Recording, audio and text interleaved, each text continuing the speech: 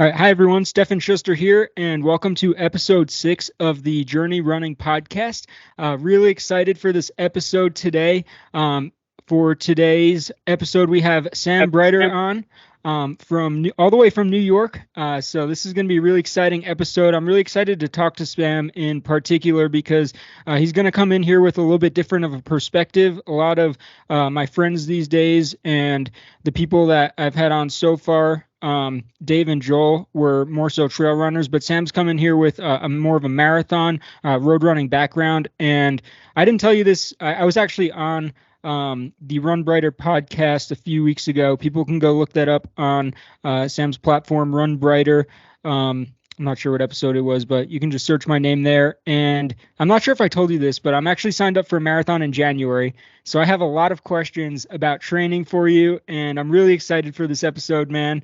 Also, you have a sick last name. I think it just sounds so positive. You've probably been told that before.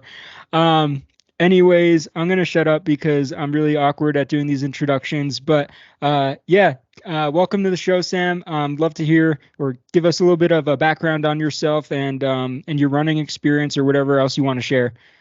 Yeah. First of all, Stefan, thanks for the introduction, and thank you so much for having me on the podcast today. It's always an honor to be given these opportunities. So, it means so much, and I'm excited for the listeners to learn a little bit about myself and Run Breiter. And but as far as a background of who I am, Sam Breiter is my full name. Breiter is spelled Breiter, not like the way it's pronounced, Brighther. Some people have thought historically, but like you said, I live in New York City right now, Manhattan. I'm in Midtown West. I am 26 years old, just turned 26 a couple days ago. And for my full-time work, I am in tech sales. I work for Salesforce. I do some public sector account development work and leadership. But on the side, I run my own personal brand, which I called Run Breiter, after my love for running and the fact that I wanted to create a personal brand. And really the mission of what Run Breiter is we are looking to entertain, motivate, and educate people about running. And the way I do this is just by creating content across really all the big major social media platforms. I'm on Instagram, TikTok, YouTube, Facebook, and of course, I have my own podcast as well, which was, our first conversation, the Run Breiter podcast. And I just reached 1 year of creating content, and it's been so much fun, such a great experience to just really show my journey with running, showing the different races I'm doing, but also creating fun content where I've done a couple different cool challenges, as well as I just make shortened videos giving people tips and advice about running. I have a lot of people on a daily basis, whether it's in DMs or out at the bar, ask me some tips about running because they know I'm the running guy. And I figure if someone has this question, someone else probably does. And so being able to show that to people through my platform and, really just give people some positivity in a world where a lot of content out there can be negative, and something that's going to motivate them to live their brightest possible life, I like to say, is really something that I've been super passionate about over the last year. So that's who I am, and that's what Run Breiter is about. I'm like I said, I'm excited to talk about some more of the details here, but that's a pretty good background, I'd say. Hell yeah, man. I love it. Could you walk us through, I should say, a bit of like your running history? How did you get into running? How long have you been running? Stuff like that. Definitely. So at this point, I have been running competitively for 14 years. So I started when I was about 12 years old. And during that 14-year period, I will say there's been times where I've been a lot more committed and into it than others, but 14 years of running nonetheless. And so I started, around the middle school level, just due to the fact that I didn't make the baseball team, I didn't make the volleyball team, and I was a little bit of a chubby middle schooler. And I knew I needed to get in better shape, but I knew I loved eating food. So the best way to do that for me was always moving around, being someone who's physically active. And I knew running was something that I was going to enjoy because of the fact that, I was someone that just I like to participate. Like, I was never the best athlete. I was a fine athlete. Like, I possibly could have made some of the teams I tried out for, but like, I was like a borderline to make the team. Definitely wasn't on the bottom of the roster, but like, I was someone that was the first one to show up, last one to leave sort of person. During gym class, I was always hustling and sweating when people were just walking in circles. So I knew I would enjoy running. But in middle school, when I started track and field, I was by far the worst person on the team because I was chubby. I was a chubby middle schooler. And then I got to high school in ninth grade. I joined the cross country team. And I remember when I first heard cross country, I had no idea what it was. And I thought I was going to be like traveling across the country, running different races. Well, meanwhile, it was just a couple different races nearby my hometown of Long Island. But it was still an awesome experience to do that, to start running in trails and start running races like 5Ks and get that endurance build up. And in ninth grade, I was really like still at the bottom of the team, especially since I was running with older kids 10th, 11th, 12th grade, who had more running history as well as more natural talent than me. I definitely was someone that struggled with that natural talent game. But after fully running my freshman year, spring track hit. Like, I did cross country, winter, and spring track. And I remember that spring season, I was really just not doing well. And I was pretty much ready to quit the team. And, I had actually spoke to my mom about it, saying I wasn't enjoying it. I was struggling. I wasn't improving. And she told me, listen, just finish the season, give it all you got, and then kind of make that decision. And I said, okay. And I got through the season and ended up improving a lot. And then I was like, okay, like, what can I do for next year to really separate myself? And what I did was I ran that summer when a lot of kids were not. And I came into my sophomore year in really great running shape. I ended up like getting a 5-minute PR in my 5K. I ended up getting my mile time down by like over a minute and a half. And then that just really, when I got to my sophomore year, that's when I knew running was something that was going to be a long-term passion. It took me like a year and a half, 2 years of competitive running to really have it click. But once it clicked and once I started seeing that great improvement, that's where the fulfillment started coming in. And junior and senior year, I saw a lot of success. And I was even thinking of running at the collegiate level, but I really just wanted to have running as a choice at that point in my life and not be forced to be on a team. So I ended up going into college just running on like a local running club, where I just ran as I felt like it. But I also had the opportunity for 3 years to coach both the middle school and the high school track team at Ohio University, where I went to college, but in the local town of Athens, Ohio, which was amazing just to like get that leadership, to be able to run and help a community that was actually the poorest county in all of Ohio out, with being a mentor for them and helping them run. And that really was another reason I wanted to start Run Breiter, was because of the leadership component of it, providing value, helping people with running and making a difference. And then when I graduated college, I, started training for half marathon. Well, for a year, honestly. I moved out to Cleveland. I kind of took some time off of running. I was working a lot of hours with a job. And so that was a little difficult for me. That was a hard year. But after that year, ended up in a job where I had more work-life balance and committed myself to really just getting back into running. Started running half marathons.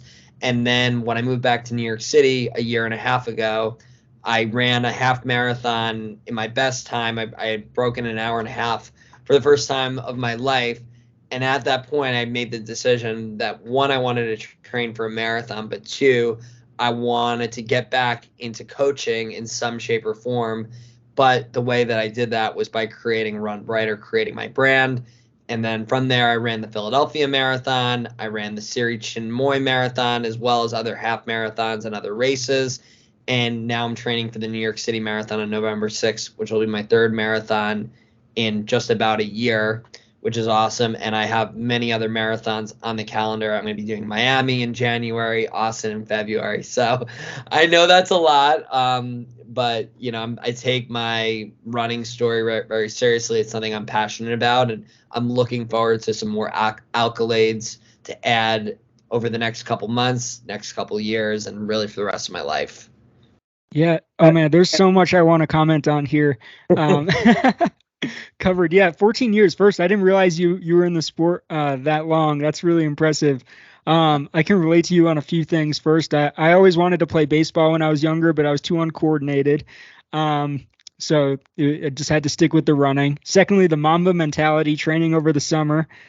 Really respect that. Actually, like when I was going into middle school, my dad told me that I was going to have to make the team.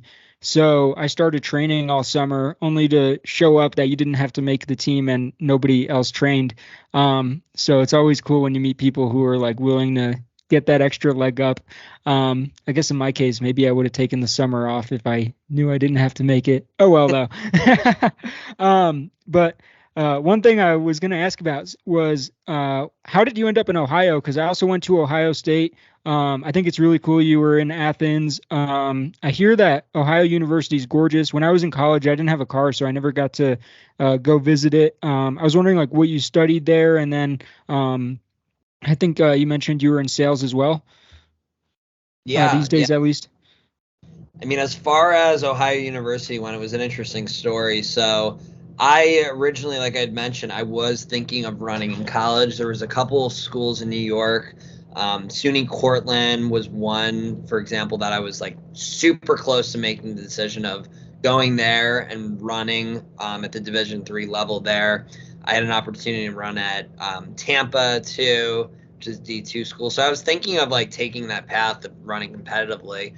But I was someone that in high school, like, I didn't even like start really drinking till my senior year. I really wasn't into the party scene, but I started doing that my senior year, and I was having a lot of fun and being a lot more social compared to my first 3 years where I was just like all in Mamba mentality with athletics. That's what I was taking seriously at the time. And yeah, I mean, once I kind of took that route of like doing some partying, I was like, okay, well, maybe I want to go to a party school and just run for fun, like have it a lifelong passion. It's something that's never going to go away. But like, I knew myself, I wasn't going to be running in the Olympics. I didn't see that. I didn't see a path with my running ability as a way of like a future at the time, although like now it potentially might be, but in my own version, which is so awesome how social media has changed like that. But to answer your question, so Ohio University, I was really interested in Ohio. I just thought it was a cool state in the Midwest. I wanted to like get out of New York and try like a different culture. And Ohio University also has the #1 undergraduate sport management program in the country, which I at the time was like, okay, like I might want to coach. I might want to work for a sports team. I might want to work for a U.S. track and field. I don't know what I want to do, but I want to study sports. I love sports. I love running. So this would be a great opportunity to do that and be in the College of Business, because a lot of sport management programs, they actually don't have you in the College of Business. They're in like science type schools, which I was never a great science student. So I was more inclined to go to a school where it was business focused. And I applied because I got a free application too. And I didn't expect that I would go because it was such a high percentage of kids in state, which was kind of a red flag to me. I think it's a red flag for a lot of people when they're looking at schools. But I visited the campus and I absolutely loved it. It was so beautiful. I mean, it is so beautiful. I've obviously spent 4 years there.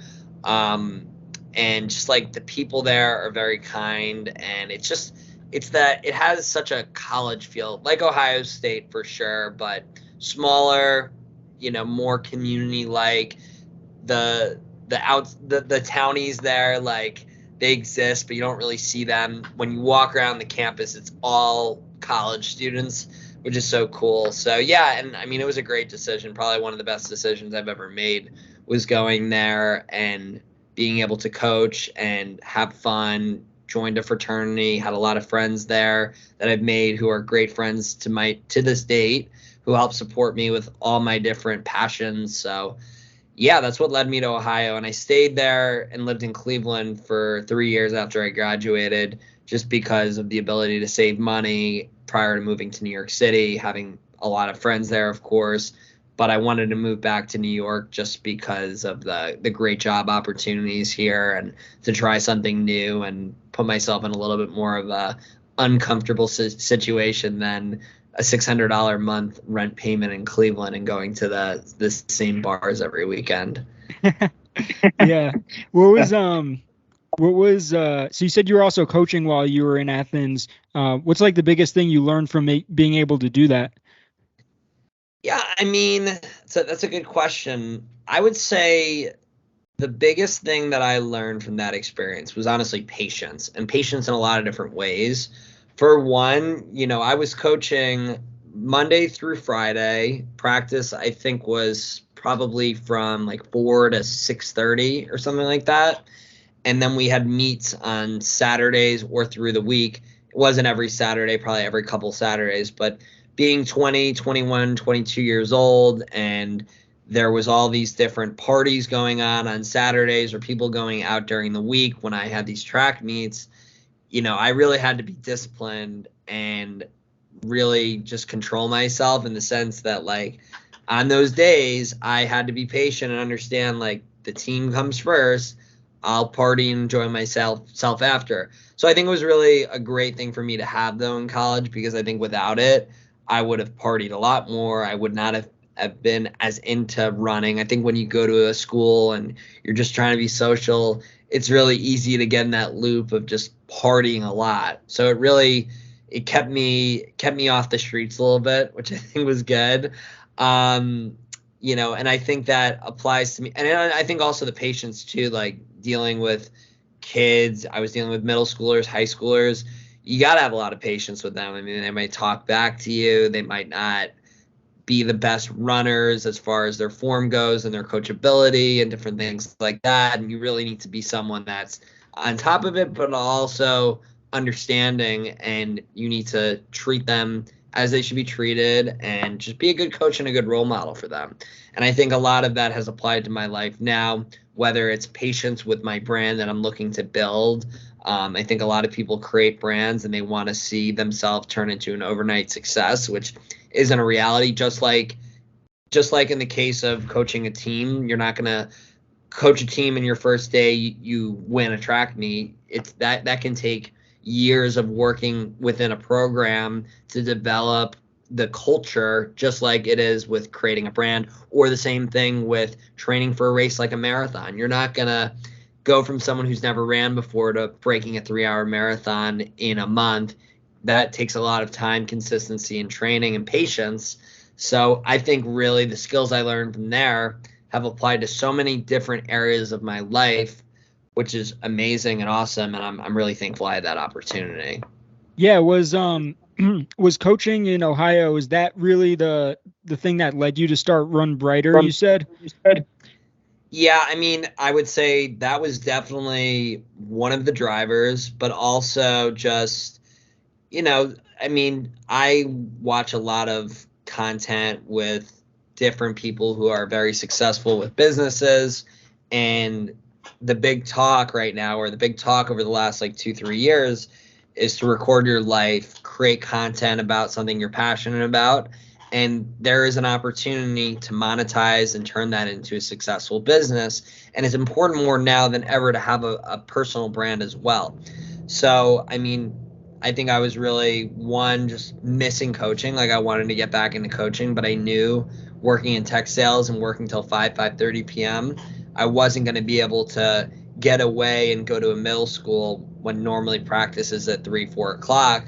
So this was my way of creating my own hours and being able to coach people in my own way, but also knowing that, okay, like, I can make this my own brand. I can look at really helping a lot of people, and maybe there'll be an opportunity to monetize this down the line. But if there's not, I truthfully enjoy creating the content. I think it's fun. I think it's a great way to really just have an archive and a legacy of your life that you can look back upon and future generations can see as well. So there's so many different benefits that come with it, and some of the benefits may be maximized or may be non-existent that you think of going into this content game. But I have so much fun with it, and I'm so glad I'm part of a generation where that is respected, appreciated, and competitive, because I think without that, I wouldn't be working as hard on it as I'm doing now. Yeah. Sorry.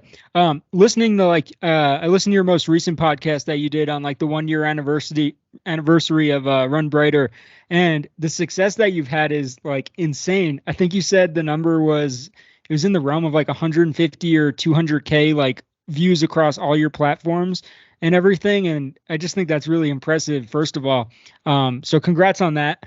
But I also thought it was interesting, just based off some of the stuff you just said too, was like early on in that podcast, you talked a bit about, or not a bit, you just briefly called it like a side hustle, but you also mentioned that you weren't really like monetizing the brand right now. I was wondering like, what's your ultimate vision for Run Brighter, and like, how do you measure success? Because it sounds like you measure it more so in like how many people you give back to. I don't want to put words in your mouth, but like I'm wondering, how do you measure what success is? Yeah, no, absolutely. Great question. So yeah, I mean, I think looking at those stats and metrics of the amount of people that look at your videos or subscribers and followers, like I think it's a relevant thing to look at, because I mean, I think there's two types of people who look at those numbers. I think there's the people who look at it because the only reason they're working on a personal brand, a social brand, is because they want to monetize it, and they're going to do everything they can to grab attention, but it's not really something that they're passionate about, and they're not really trying to help people in the process. I think that's one sphere of it, is like doing it for selfish reasons. I think you do anything in life for selfish reasons, but I think there are a lot of people, and people who really find the happiness and the success, who do it more just out of like a pure love of the process of creating the content, of helping people out. Like in a single day, I would rather 10 people reach out to me asking for running advice, and I'm providing value, and maybe two of them end up signing for a race and losing weight, or just finding a lot more mental benefits in their life because of running, than getting 100,000 views on a video. But I know that by getting all those views, getting all that attention, that opens up the opportunity to be able to help more and more people. So that's why I'm passionate about it. But I mean, when we talk about the long-term vision of the brand, it's hard to fully forecast. I do have a lot of different ideas, and I kind of contemplate a lot of different things. I think what's difficult for myself is a lot of this I do on my own, and I do have some people who help me, here and there with certain things, whether it's, filming a video, or, just kind of getting some general feedback and advice. But when you call something by your last name, really, it comes down to what you're going to do. And until you have the ability to hire staff, you're going to be doing a heavy, heavy load of the work. And I think that's expected. But I mean, for me, like, I don't know. I mean, I think having the opportunity to really just like take whatever monetization opportunities I'll be able to come upon down the line, and just invest that back into the brand to create higher quality content, to be able to do more like races and challenges, to really just like show people what's possible, and like just invest everything I'm able to make into this passion, is really what I would like to do. And then down the line, like, I mean, as far as the monetization, I mean, I wouldn't be opposed to working with certain brands if it is brands I believe in their mission, that is a product that I would use and that I would highly recommend. But I'm not going to sink down and just allow a brand to be part of my name that I don't support. That's something I take really seriously. But truthfully, I would like to create my own product one day that's backed by the brand, that is centered around the brand and the vision that we have. I haven't figured out what that is quite yet. I have a couple different ideas, and maybe we'll talk about it in the future. But for now, I think it's really the main focus is just growing the brand, getting more people attached to the brand, engaged, getting more people into running, growing the running community that I have. And, from there, the rest of the stuff I think will start working itself out. Yeah, that's amazing. I was wondering, like, how did you become such a grounded person? I told you this on your podcast. Like, you have really great perspective on life, and you look at things very objectively. I was wondering, like, how did you become that way? Was it something your parents taught you? Is it something you just picked up over time? I don't know, like, what? It's just rare to find that in people. Yeah, I mean, it's a tough question because I think there's so many different events in my life that have probably shaped this for me. I don't think there's like one single thing. But I'll go through a couple examples of what I think has probably helped this, and I do appreciate you viewing me like that. It's very kind words to say. I think for one, I'm someone that in my life nothing has ever came easy for me.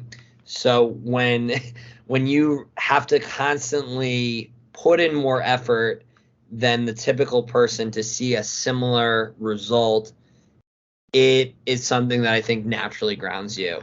And as far as the examples of some things I feel like I've had to put more time in, like I was never an incredible student, but I could tell you the amount of time and effort that I spent studying compared to the average student in the grade.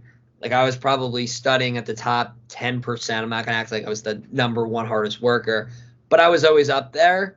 But I was probably like a 50% student. I had average grades. I wasn't, an Ivy League student. I went to a higher university. I had like a 3.3 in high school. But like when it came to like more, because I was never a great test taker, but when it came to like the projects and the engaging stuff, the leadership stuff, that's really where I shined. That's where I really did well.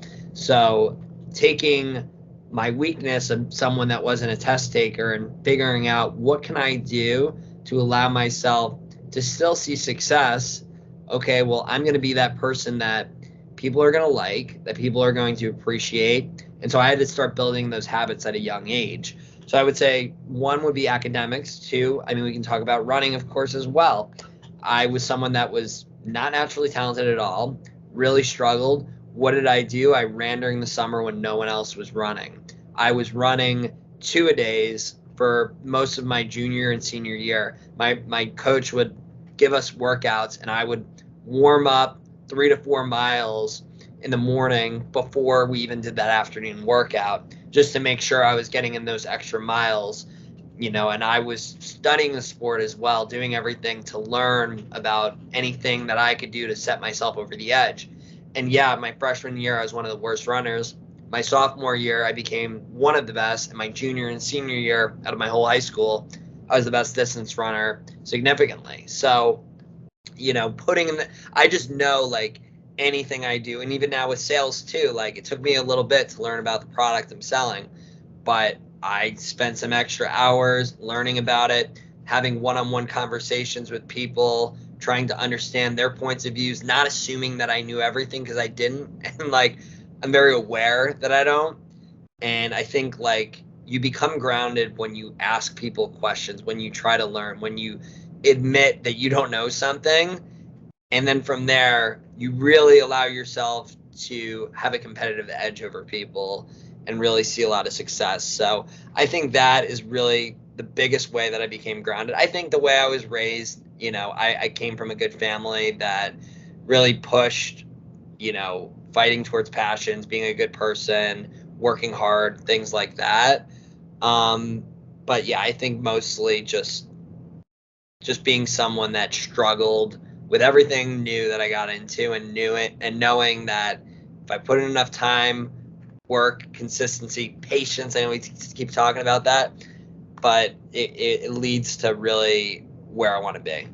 Yeah, and I mean your patience, your hard work has been paying off a lot lately. It seems like I don't know the number specifically, but I know you just ran a marathon. Which one was it, and what was your time again? Yeah, so I did the Siri Chinmoy Marathon, finished at 3 hours and 13 minutes, which was a 6-minute PR from my first marathon I did last November in Philly, the Philadelphia Marathon. Cool. Yeah, I mean, that's a really great time. I know you're trying to BQ. Are you going for that again? We're recording this on October 26th. For those listening, uh, given my slow output time and editing and stuff, this will probably come out like next Thursday. No But problem. so that means it's a few days before the New York Marathon. What's your goals there? Are you trying to BQ there? Are you doing that one for fun? Yeah, so I am gonna try to BQ. I mean, we're talking about a 13-minute PR. That's gonna have to happen. But I'm positive about it. And I mean, for me, I'm going in with a new perspective. And I talked about this in one of my videos that I released, but the last marathon I did, I mean, it was just 2 months ago. So it wasn't that long ago. And to hear someone say, like, hey, I'm trying to break 13 minutes in a matter of 2 months, it might sound a little bit unreasonable. So, for me, I am going out there looking to enjoy the experience, have fun. I'm super thankful to be running the New York City Marathon. First of all, only 1% of people ever run a marathon ever.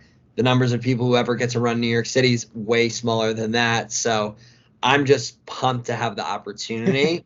But I mean, the last 2 months of training have been amazing. I've been running with a running club a lot more than I had been doing, which I think has really pushed me on some of these different workouts, which has been great. And like I literally ran an 11-mile long run at my marathon pace, and I had plenty of gas left in the tank. And it was on a Tuesday night at 7 p.m. in the pitch black dark. So I know I'm in the right fitness shape for it. I've been running with people who've broken 3 hours plenty of times, and they're finishing the workouts more tired than me. I think really my problem in that race 2 months ago was, first of all, it was 70 degrees. It was a summer race, which is a little challenging. We're gonna have some cooler weather, it looks like. Two, that race lacked crowd support. There was 300 runners, and it was a loop that we did, the same loop, I want to say like 7 times. So it was a boring course. It was a flat course, which helps. New York City is not flat by any means, but I have been studying the course, the strategy, and I'm also planning on running with a few runners who have a similar goal to me, where they can pace me. This last race, I went out my first half marathon in like an hour and 27. So I was feeling great, but then by mile 18, I was running out of gas. But for this race, I know if I can go out in 1:30, hold consistent paces, and then just give it my all that last 13, I think I should be able to, if not BQ, at least put myself in a situation where I am a lot closer. And worst comes to worst, I would love to qualify for Chicago, which would be to break 3:05. So that's something. Either way, I want to do that race next October. So if that's where I end up, I'll still be thrilled with that result too. But BQ is the big goal, because it just sounds good to say I broke a 3-hour marathon. Nice. It was 3:13. You said. What was the seconds on it? 3:13. I want to say like 27 seconds. Don't quote me on Okay. that. I was just wondering, my PR is also like a 3:13, and I'm signed up for a marathon in January trying to BQ. So I believe in you. I think you can do it. We're in like a similar boat, but you're probably faster than me because I need to pick up my speed workouts. But I was wondering, so you started out in 127 for the first half in your last one. Do you think you're going to go out faster or slower? Like, what's that? Are you shooting for like 125? Are you shooting for 128 to preserve more energy? What are you thinking for stuff like that? And what advice do you have for a marathon strategy in general? Yeah, I mean, I think we're gonna go for 130, the first 13, and I'm sticking with a group that plans on doing the same and then coming home in 128. I think that's the reason they want to do it, is based on the way that the course is set up. There's like some hills in random sections of the race, and so it makes more sense. But yeah, I think it's important to preserve energy. And I'm someone that also, like, I'm excited about this strategy, because when I do races that are a little shorter, like half marathons, 10Ks, or even a 5K, I notoriously run my second half of the race faster. Now I know a marathon, we're talking, it's double the length. It's a lot longer of a race, but as long as I can avoid really like hitting a wall and just like losing control of my legs, losing like the strength of my legs, then I should be able to be in a position where I can negative split at the end.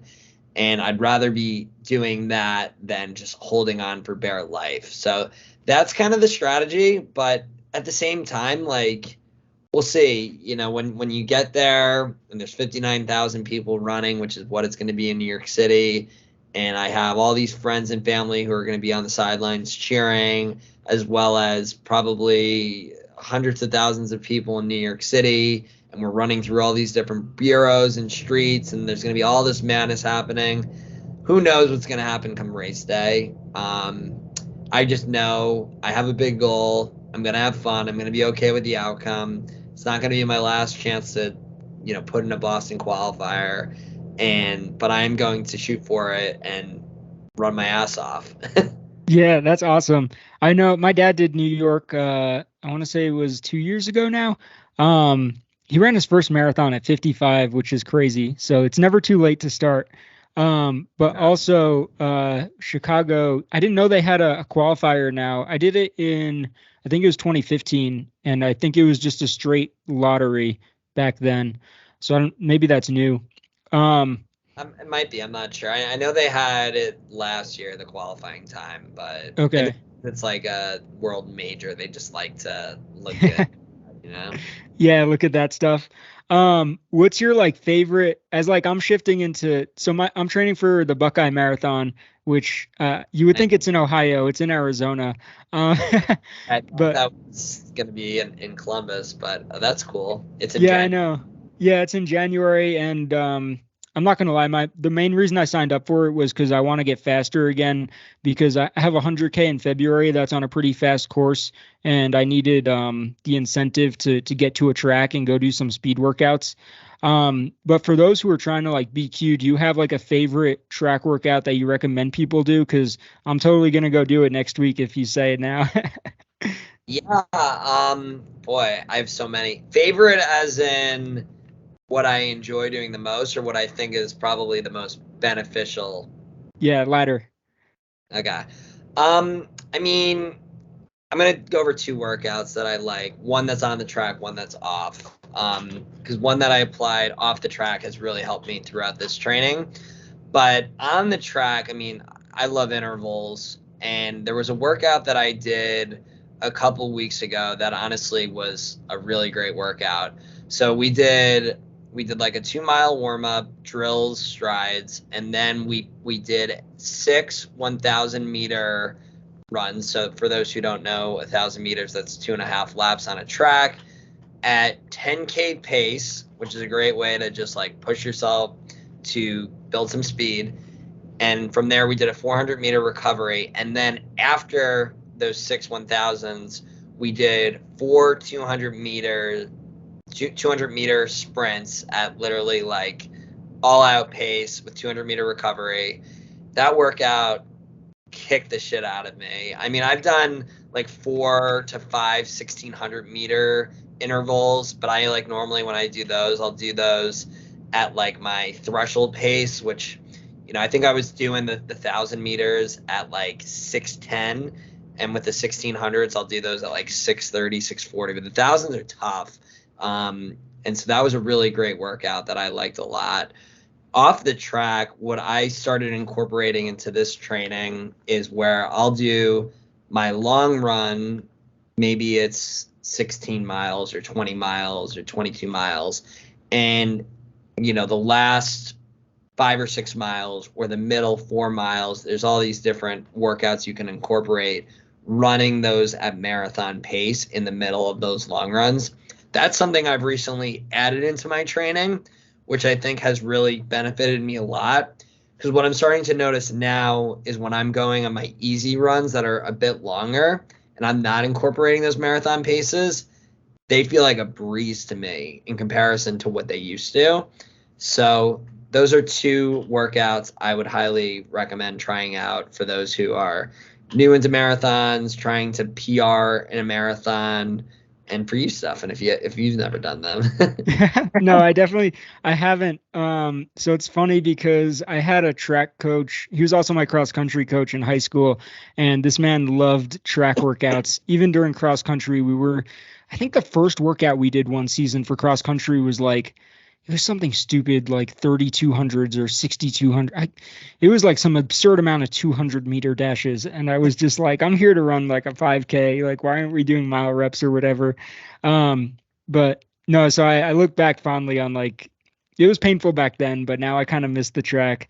It's a fucked up relationship, I guess. Yeah, and But I think there's a lot of people who don't have a great relationship with the track, and I talk about this a lot, but I think it brings back some for those people who are like just starting to run, like the idea of running on a track, you get some PTSD from maybe when you were in like middle school and you never ran before and you had to run the 1 mile on the track for gym class. But like truthfully, when you are in good, confident running shape, running on the track, it's great because you just like really know what your pace is. I mean, obviously we have our different smartwatches and stuff, but like it's really a great way to like understand what pace you're running. And it's just like I think it builds a lot of mental strength, just the repeated motion of going in a circle. So this way, when you go ahead and you run on a trail or run a race, you really appreciate the scenery that much more. yeah, no, I agree. I do miss being on the track, even though I say it that way. It's good to be back though. It's fun to like really push yourself and go home feeling like you put a lot of energy out there. As I just did some of my first speed workouts in the last 10 days or so. Starting off a little slower than I was expecting, but I'm looking forward to also being able to like measure that progress, which is a lot easier to do on a track, like you said. Oh yeah. Um, but like, so we're talking about intensity on the track a little bit. What's your relationship with like rest? Like, how do you take care of yourself outside of just putting in the miles, or maybe even before you answer that one? Like, how many miles are you shooting for per week, and then like, how do you incorporate rest into that like typical training week?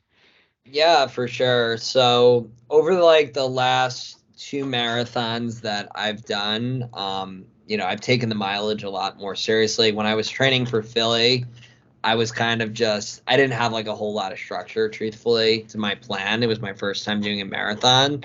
So there was probably weeks where I was going up, going down, and I knew that, but I was just more running it for fun.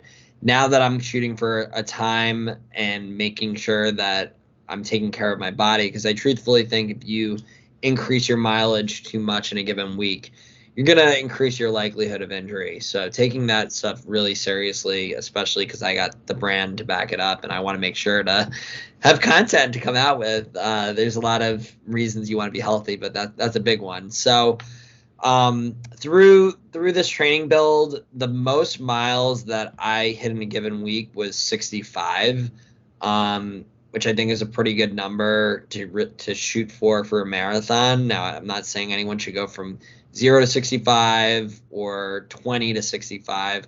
I think a good rule of thumb is like understanding your fitness level and upping your mileage by about 5 to 10% in a given week, which is kind of what I did. Like I started when I was first training for my last marathon. I knew like my fitness level going into that training was probably around 35, 40 miles a week. So I started at that level, increased, and then every couple weeks I like to decrease by like 5% and then jump up by like another 10% the following week. So there is some rest that is put into the training series.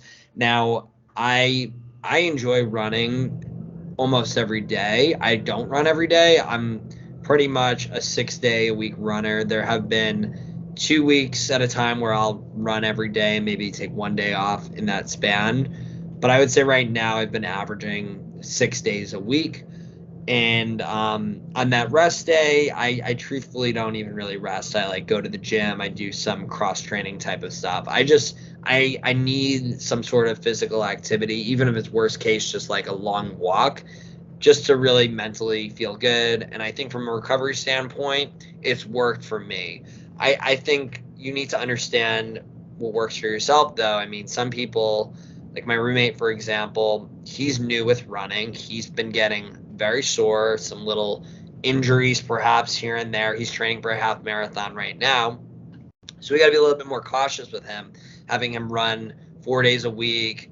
We're lowering the mileage after 2 weeks. We're increasing it. We're making sure he's doing a lot of stretching, which I do as well.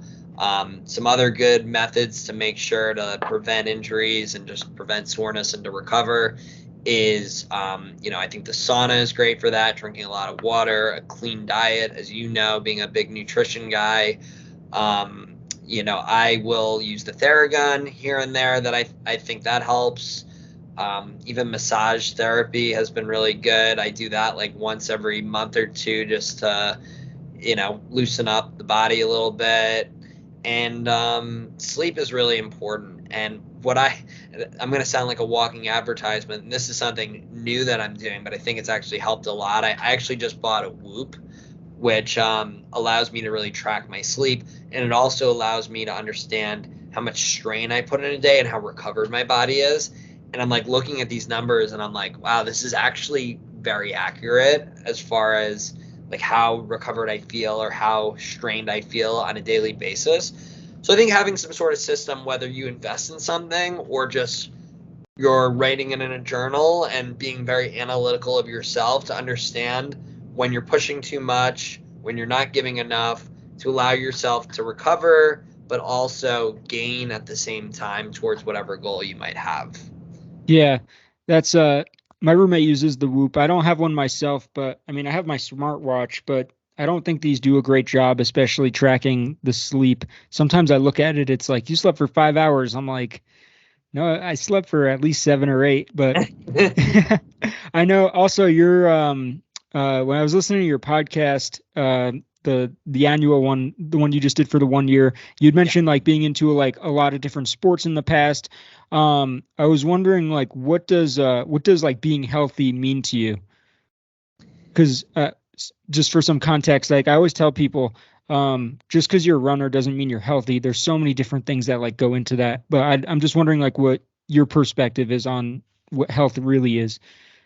Yeah, another really good question. And I think your whole point on just because you're a runner doesn't mean you're healthy is true. I mean, there's runners I've known who have had eating disorders, didn't eat enough, was eating too much and not treating your body properly after that, things of that nature. And yeah, I mean, I think for me, being healthy, what that really means is just doing everything that you can to understand your body, because what's going to be healthy for me, what's going to be healthy for you, Stefan, or a random listener right now is going to be very different.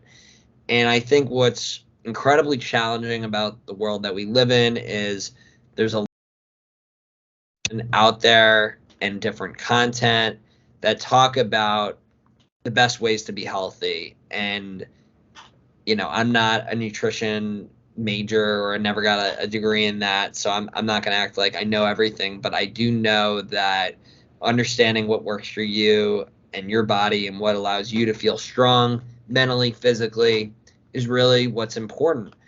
And I think though, at the same time too, like you have to have like a certain level of moderation with everything you do. I think too much of anything can cause problems. And I also think seeking pleasure too much can also be dangerous in a different light as well. So, but you do want to seek that pleasure. You want to feel good mentally, but you also want to do the things that you can as far as suffering, whether that's running 20 miles or going to the gym for 2 hours or whatever it might be. That physical suffer is going to result in physical results that are going to keep you healthy. But, I think we all have our different definitions of it. You just want to make sure, I think, to like check in on yourself, have a professional check on you on a yearly basis, make sure your levels are all good, and just really evaluate what makes you happy, what keeps you in a physical shape that is something you're comfortable with, but don't overanalyze like the way other people look. Just because someone is super strong and they're doing something, who knows? They could have the strongest genetics in the world. They might be taking illicit substances. Don't compare yourself to other people. Compare yourself to yourself. And I think that's really the best way to get healthy and to stay healthy. Yeah, no, it's a lot of great points there. One in particular reminds me of like we talked about the running shoe example where nothing's ever a one size fit all solution. In that example, it's quite literally. But yeah, that's really great advice there. I was wondering, so running is a huge part of your life. Health is a huge part of your life. Fitness is. Um, this is a tough question. I'm asking it though because it's something I've been thinking about myself lately. I was doing a podcast yesterday. I co-host. It's called the Human Potential Running Series podcast. It's a mostly ultra races series here in Colorado. And one of the topics that came up yesterday was identity. And we're talking about how running for myself as an athlete and for the guy I do the podcast with, him as a race director, running really is our lives. It's our identity. Um, do you think it's dangerous to throw all your marbles per se in one basket where running is who we are? Or do you think that that's, I don't know, like, what are your thoughts on running and identity? Do you think it's dangerous to put all your marbles in one basket, or are you like, just go for it, guys? Like, if you do that, it's just great because of, I I'm guess, like what you can learn and whatnot. Well, I'm curious, what was your guys' opinion on that? I have Yeah. mine. I just want to hear what Um, you say about that first. Yeah, I'm asking because I don't know. Like the example is like if I got injured tomorrow, or for example, if I couldn't run another mile ever in my life, who would Stefan be without ultra running? And I think that I would still be a part of the sport. But I also think that the way I can fully dedicate myself to training would probably be, I would like to think it would be put into something else. And so I think the principles would change, or sorry, the principles that I learned in running would just end up being applied to something else. And the identity of being a runner might go away, but what you learned you could still take with you to something else. Um, but I mean, that's a scary thought to think about. I was just wondering because running seems to be such a big part of your life as well.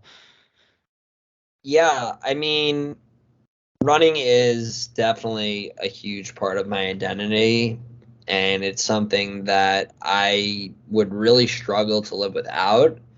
But if I was told tomorrow, Sam, you can never run again, I truthfully think that I have put myself in a mental state where I could handle that news.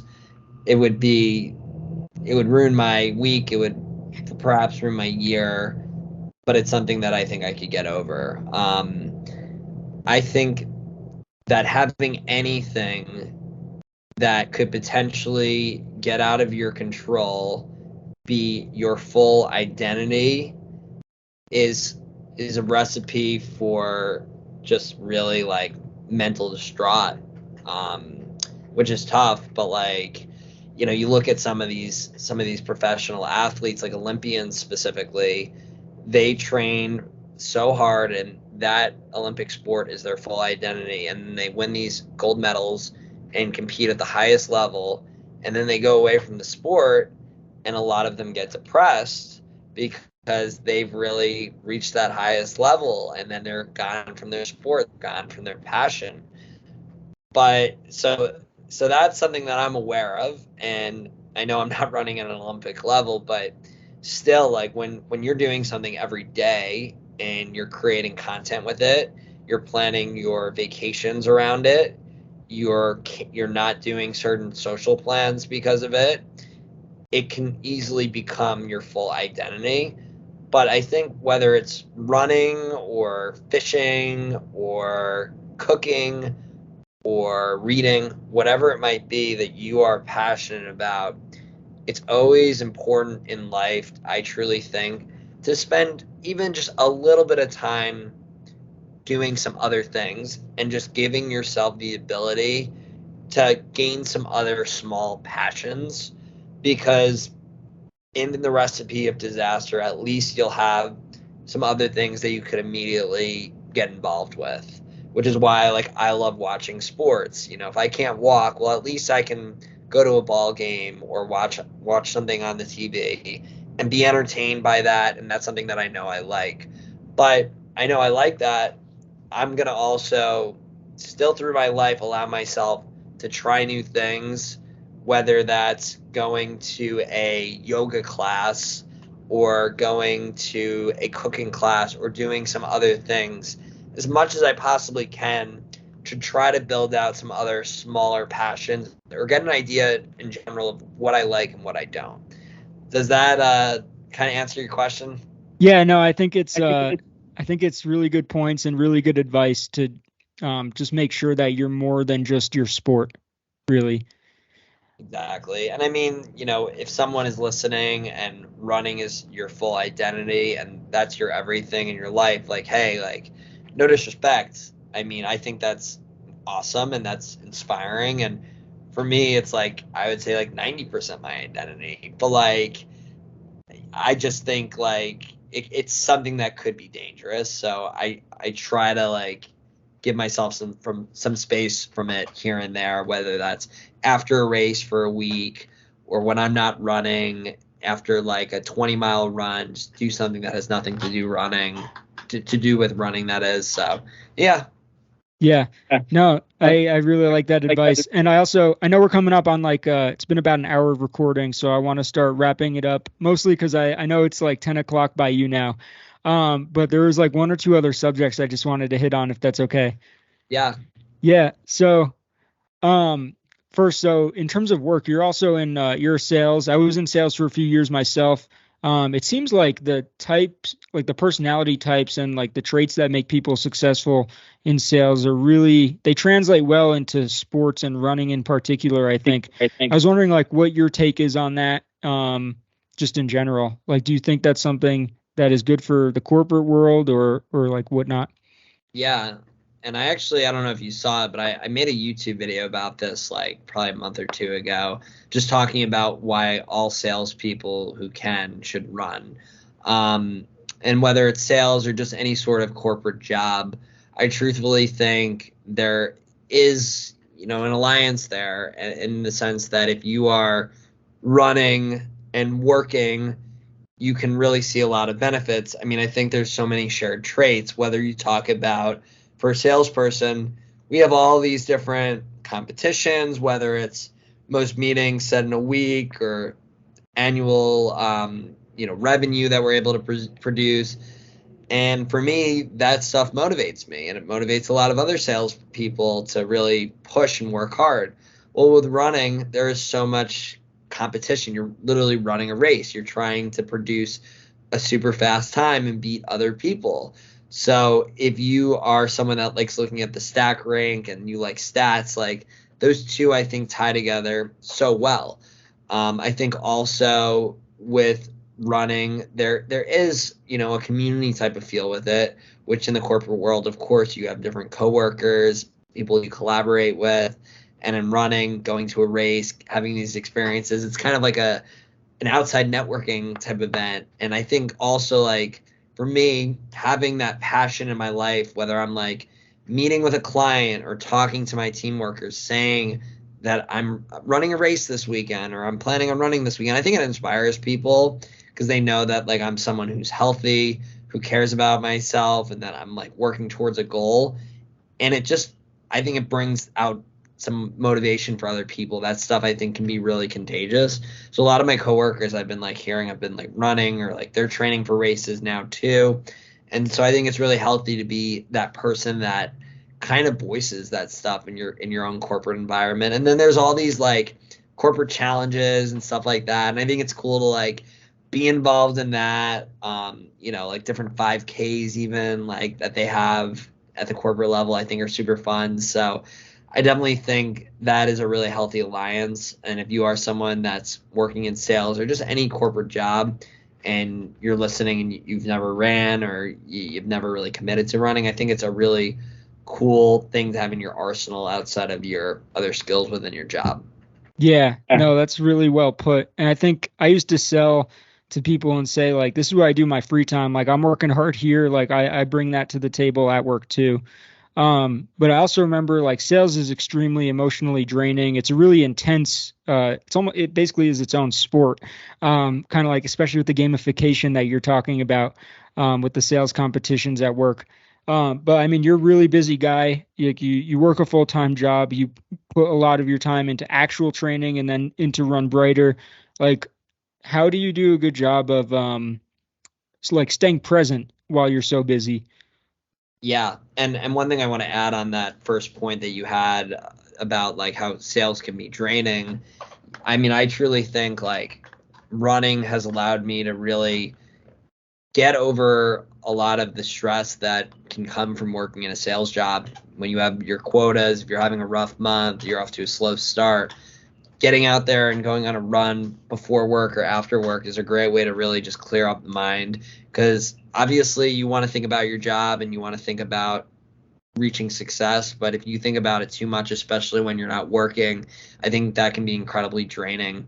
But I mean, as far as the work-life balance of, yes, working an 8 to 5, training, and also creating content at the same time, it's a lot. I mean, it's certainly no easy challenge, easy project that we're working on, I guess is a better way to phrase it, especially too when like I'm a single guy living in New York City. Like, I want to have a social life as well. So I do spend time on that too, believe it or not. But I really think the best way that I've been able to work through all of this is just having a calendar that I block off and that I'm really aware of. I mean, every day that I wake up, I, for one, make a to-do list of everything that I'm looking to accomplish in a given day. I will only write things down that I know are priority to get done in that day. And if I have a day that's a little bit lighter, then yes, we'll go ahead and attack some certain items that aren't as much of a priority. But understanding, okay, from 8 to 5, I'm working. If I can sneak in a short run during lunch, I'll do it. If not, I'll do it after work. Then I'll run after work. I'll spend an hour on dinner and relaxing. And then from there, I'll spend time on content, or I'll spend time doing something social for the night. And maybe I'll spend a little less time on content on those nights in which I'm social. So it really, it's a case by case basis, but I think it's really just comes down to planning. I don't spend a lot of time doing things that I don't think are going to be productive. So I can't remember the last time I've watched an entire Netflix series.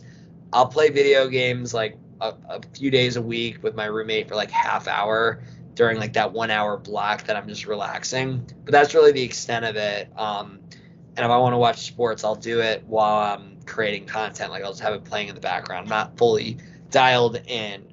But as good as I am about balancing and calendaring my time, I've also realized, especially like the last 2 months, that you want to be doing this stuff for a long period, and it's okay to also take a few steps back and slow down some of the stuff that you're doing. Take some of the stuff off the calendar, whether it's some big training goals you have, or some of the goals that I have with the content, or maybe I'm doing less social things in a given week, to make sure that I'm not burning myself out and putting too much on my plate, because I want to live a long, healthy life. I want my passions to be long term. I want to stay in my job long term. I want to do Run Brighter long term. And if you put too much into one project while also managing many other important things in life, I think that's how people really can see some severe burnout, which I've seen to a certain degree. And I think sometimes you have to go through that experience to learn, but just something to be aware of that can definitely happen from doing too much. But also, one last thing to add on this is also just like continually finding ways to be smarter about my process and to be more efficient, understanding things that are just time consuming and that aren't giving value or result oriented, and eliminating those. Or, for example, instead of typing out captions, spending $60 on a caption app for a year that automatically generates them for me. just trying to do things like that and just investing in myself has really helped. So I know that's a super long answer, but I'm really passionate about that topic. No, I love it. And like I love your passion for like running and everything, and just like you're very reflective, I think, on how you can always like become better. And you talked a little bit about that when we were talking about time management in the episode on your podcast, and you were saying everything I do is maximized, like even if like I'm on the subway, I'm making content, I'm creating posts, putting it out there. Like even if I'm not running, I'm like getting it done. I think that's really cool. Yeah, Um, multitasking is huge. what's as we get to the end here, I have like two or three more, like two more real questions, and then I have some just like quick funny ones for you. Yeah. So what's next for you though? Yeah, I mean, you're saying like after Yeah, marathon? like in terms of racing, in the short term, you have the New York Marathon coming up. Like what are your upcoming goals in terms of running, and then I guess for Run Brighter and just life in general? Yeah, I mean, yeah, it's a great question. I mean, so I'm doing everything I can to break this 3 hour marathon. Once I break the 3 hour marathon, truthfully, like at this point, and this could certainly change, but it puts me in a place where I feel like I've accomplished everything that's important to me with the marathon. But it doesn't mean that I don't want to run more marathons. So it will then, the way I see it, turn into more running marathons for the experience. And I have a goal of running a marathon in all 50 states, whether that's a regular marathon or perhaps even an ultra marathon in given states. So we'll see. I would like to try a 50-mile race, possibly next year, but I'm gonna have to see what happens with this 3 hour goal, see how I feel after doing the Miami Marathon in January, the Austin Marathon in February. I'm trying to get into Chicago for October. Boston's out for 2023. I would like to do that 2024. I'd also like to do some international travel and down the line be able to do all the world major marathons, Tokyo, Berlin, all the big ones. So, London. So, yeah, I mean, I just want to do a lot of races and I want to be able to create higher quality content with those races. It would be like, I'm not going to do it for any of the races I'm trying to break 3 hours, but it would be great to just like video as much as I possibly can during the races and show the experience and like give all, do full reviews of my race experiences and just really be an ambassador of marathons and tell people what races they should do, what they shouldn't, etc. So that's like a combo of like myself and the brand. Those two kind of work together. I would also down the line like to do like Ironmans, triathlons, possibly. I don't know when the time frame on that is. I honestly like I don't love biking in New York City. So that's a challenge for me. So we'll see. I mean, people do it and they love it, but I don't know if I'm going to do that if I'm living in New York. But it was something that I wanted to do last year and then I kind of pushed away from it and I was more committed to marathons.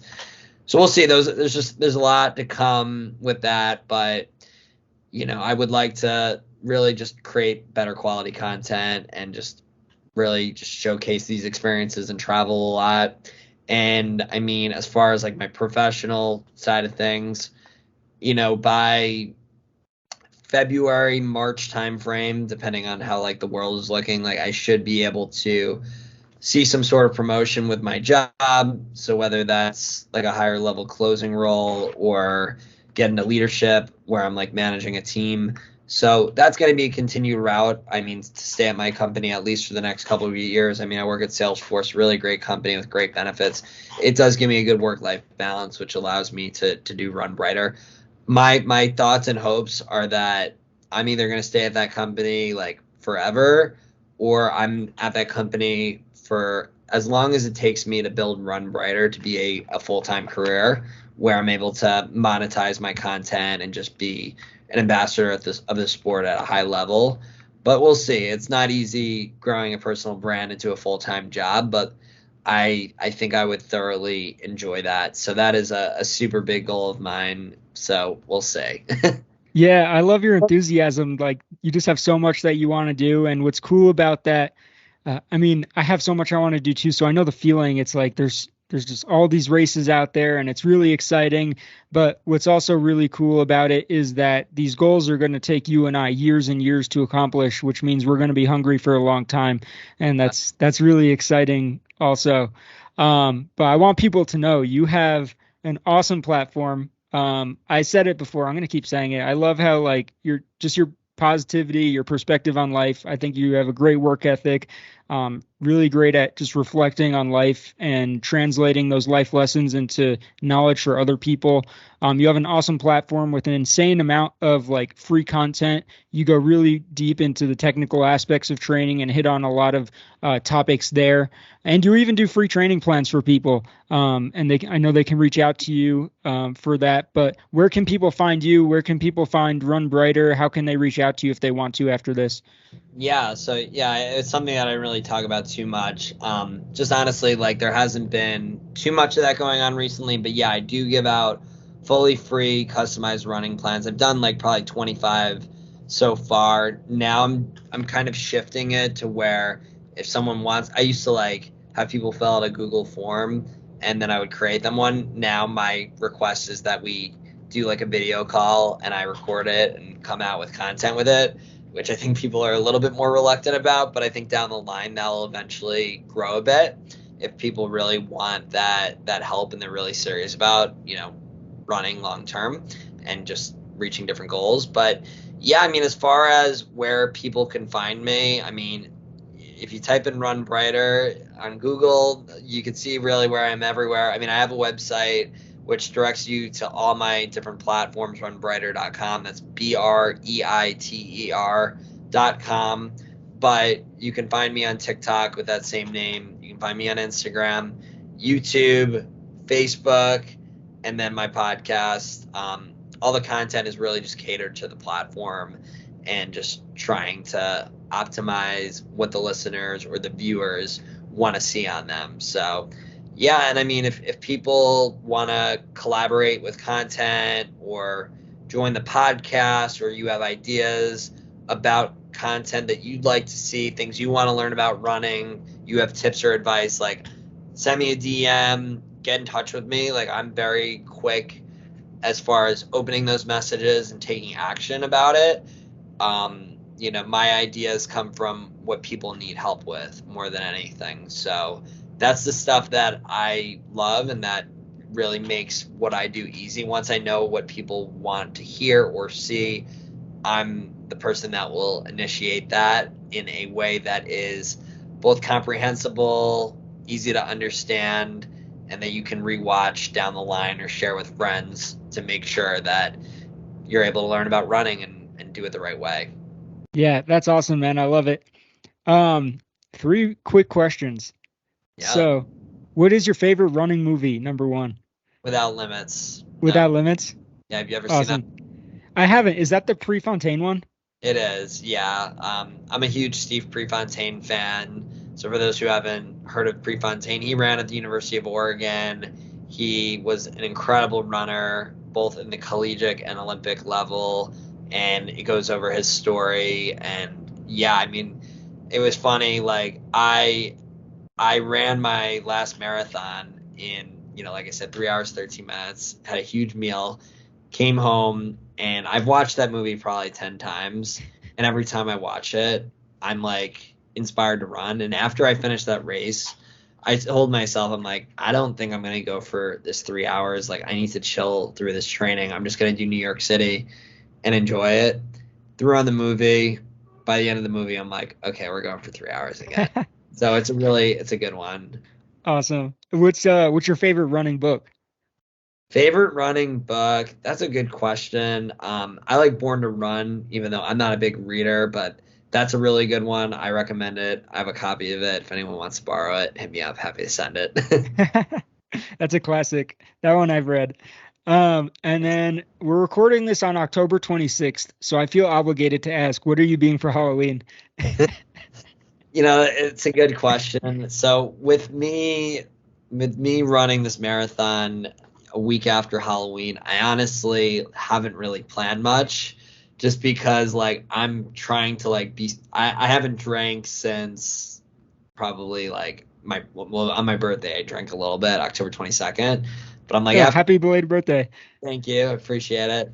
But after that, I'm like, all right, I'm not drinking at all until after the race. And I know with Halloween comes Halloween parties, and with costumes, that comes drinking often. It just seems like that's normally what goes down with my friend group. So I haven't even thought of a costume. I was invited to a couple different parties in Manhattan. Like I might swing on by for like an hour or two, but just like not drink. But because of that, like I just haven't put effort into a costume. I have an old Superman costume I might throw out. Last year I was a silly costume. I used to do some work for the water bottle company Essentia when I was in high school. So I have like a hat and a polo by them. And I literally just wore that and filled up an Essentia bottle with vodka and walked around with it the whole time. So maybe I'll do something like that, but maybe I'll just keep water in it. So Oh man, that's we'll amazing. I don't know. Are you mean anything good though for Halloween this year, Seven? I know you said you don't watch series, but have you seen Stranger Things? I've seen a couple episodes, but I haven't watched the Okay. whole thing. Have you seen any of the new ones? Do you know who Eddie is?